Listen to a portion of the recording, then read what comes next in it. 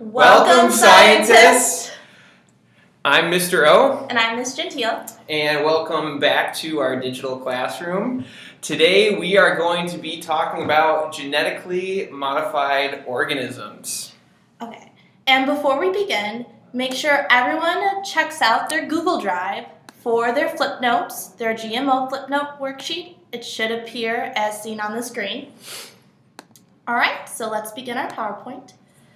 The first part, we are going to be looking at the word transgenic, and we have highlighted two different areas of it.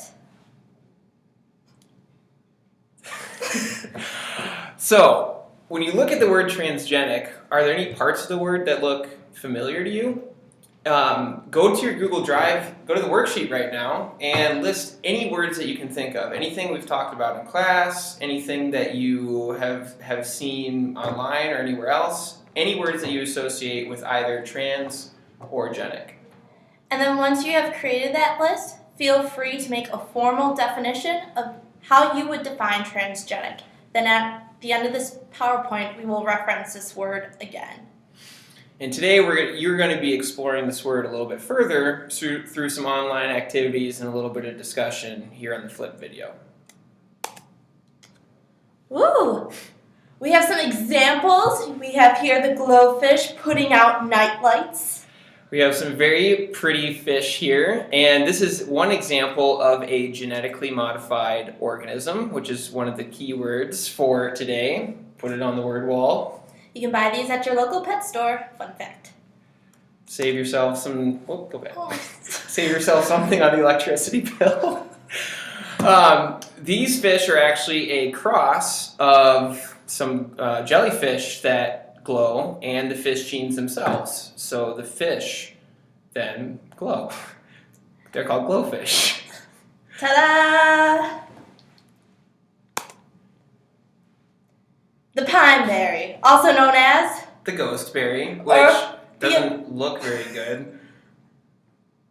But it's very convenient. It has the taste of a pineapple, but it looks like a strawberry, so it's very easy to eat and to snack on. So scientists were able to take the genes of strawberries and the genes of pineapples and cross them over to make a transgenic organism that has some traits of both. Mm-hmm. Cool. Yep. And here we have another example. On the right, you will see the rice that you probably find on your dinner table at most occasions, or maybe at a nice Chinese restaurant. And on the left, we have the new transgenic food known as gold rice, and has some very unique characteristics Mr. O will go into about.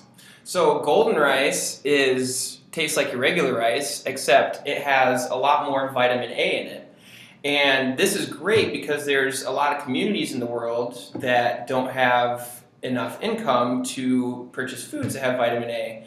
And these societies actually there's almost 1 million just children your age who die every year because they don't get the right amount of vitamin A. So this is one way that scientists have used genetically modified organisms to address one of those needs of humanity. Yeah, help. So we've given you guys a really brief overview of some really cool and interesting examples of some transgenic plants and other organisms. And now you are going to be taking some time to work through an online activity yourself. So we have the link here, and the link is also present in your Google Drive worksheet. So you can click on the link there, and it's going to take you to this website, PBS Harvest of Fear. So don't be scared by the title. We're actually going to explore some of the really cool applications of transgenic plants. So to begin, we're going to go straight to the engineer a crop. And before you even begin the simulation, we want you just to review the two introductory paragraphs here on the left side. There are a couple of questions on the worksheet addressing, just like previewing the article and getting to know more about transgenic and genetically modified organisms. And once you've read through those paragraphs and just answered a question or two on that, we want you to click on transgenic manipulation. And you are going to be going through this activity after we finish talking here. And we want you to work through it and keep an eye on your worksheet, because as you're going through the activity, there's going to be some questions that go along with that. All the information you need is going to be in this activity. And so at this moment, we want you to pause the video and come back to us after you finish question 9. Make sure you pause. So now you should have finished your engineer a crop activity.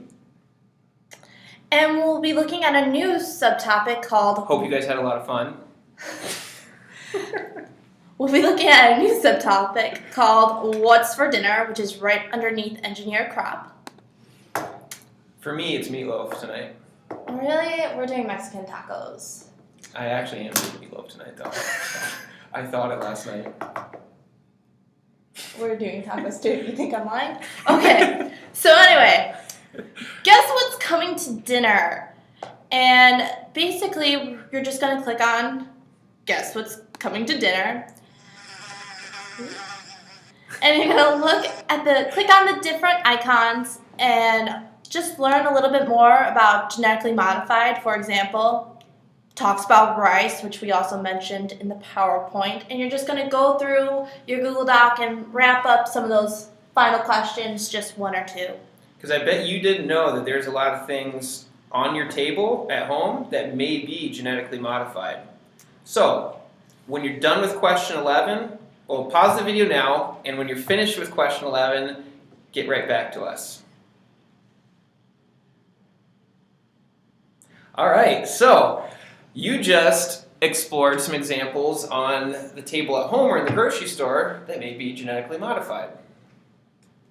All right, so right now, we talked about at the beginning, you define the word transgenic in your own words. So right now, after going through all the simulations, we want you to do a more formal definition of transgenic and what it actually means. Yeah, look back at the definition that you made before you did this activity and think about what you learned during the activity and come up with another definition, and we'll talk about that in class tomorrow.